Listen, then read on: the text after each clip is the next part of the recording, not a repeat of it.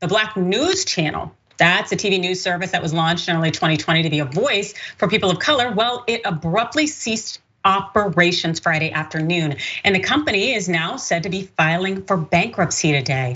The young cable news network, well, it has been surrounded by ongoing controversy, particularly surrounding the compensation of its employees and ensuring that they get paid, as well as the reasoning for their failure as a network. So first, to address the issue, let's go ahead and look at this photo here. This is of those faces that started the network. That is right. That is something that was brought together by former US Rep J.C. Watts, the Republican out of Oklahoma, and a media executive, Bob Brilliant. That's the channel launched after Jacksonville Jaguars owner Rashad Khan. Well, he made a $50 million investment in 2019, making him a majority shareholder. That's him right there on the right. So they had $50 million to start. Yet on Friday, an email was released from Princell Hair, that's the CEO of BNC, essentially pointing the finger at several external factors to justify the network's failure.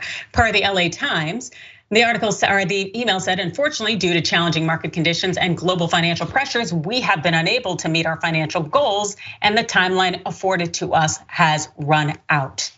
Now, what we do know is that when Watts announced the network, that he signaled that it would be a conservative slant, which likely turned off a large segment of his potential audience. He touted a possible show with right-wing radio host and former California gubernatorial candidate Larry Elder.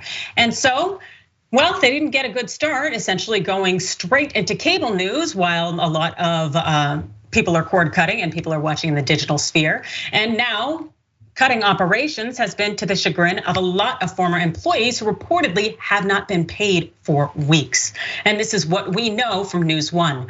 Trouble at the network has been brewing for a few months with news of layoffs and harassment this past winter. A month ago, NABJ representatives met with the network's leadership to address reports of gender and racial discrimination. BNC employees alleged issues with pay inequity, hostile interactions with BNC management, and a culture of harassment. With this prospective bankruptcy looming that is said to be filed today, this could also impact those outstanding gender and race discrimination claims made against the network. What we do also know from the LA Times is that several of the plaintiffs in this suit state that they were paid less than their male counterparts. In one case, a female supervisor was allegedly paid less than the two men who reported to her. The complaint alleges a pattern of BNC managers complaining about behavior by female employees who they believe behaved too aggressively or were insufficiently docile. Employees were told to raise workplace issues with their supervisors, even if the supervisors were to the subjects of their complaint.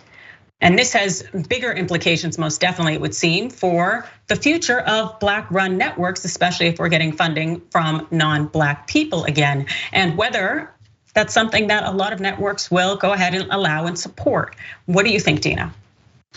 Yeah, I appeared on that show, and I think my heart kind of goes out to those employees who didn't get paid for the last few weeks, because journalism in general has been under fire, right? Since Donald Trump calls it fake media, and they are constantly on the front lines in terms of the war or just here. I mean, like you said, cable news versus streaming. And journalists in general are kind of underpaid to begin with, and they work extremely long hours. And here, these journalists are mostly people of color. And so for them to not have gotten paid for their work, especially with one of their co-founders being a billionaire, it just kind of leaves a bad taste in my mouth.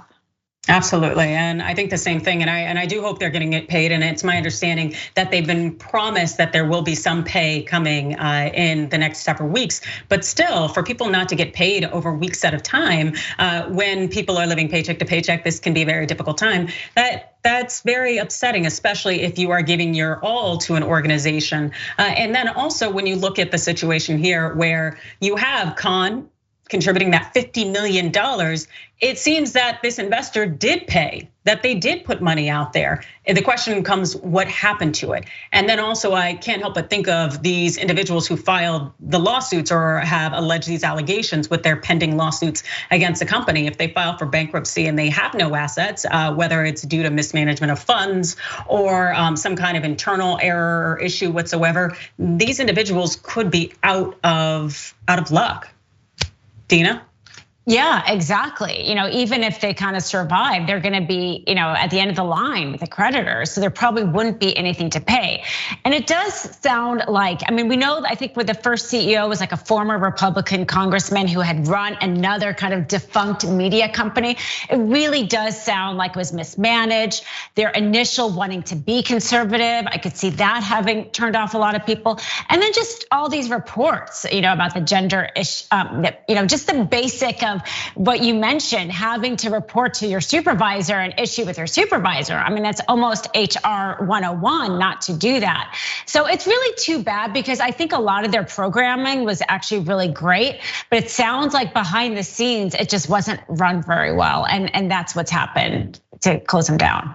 That's very unfortunate.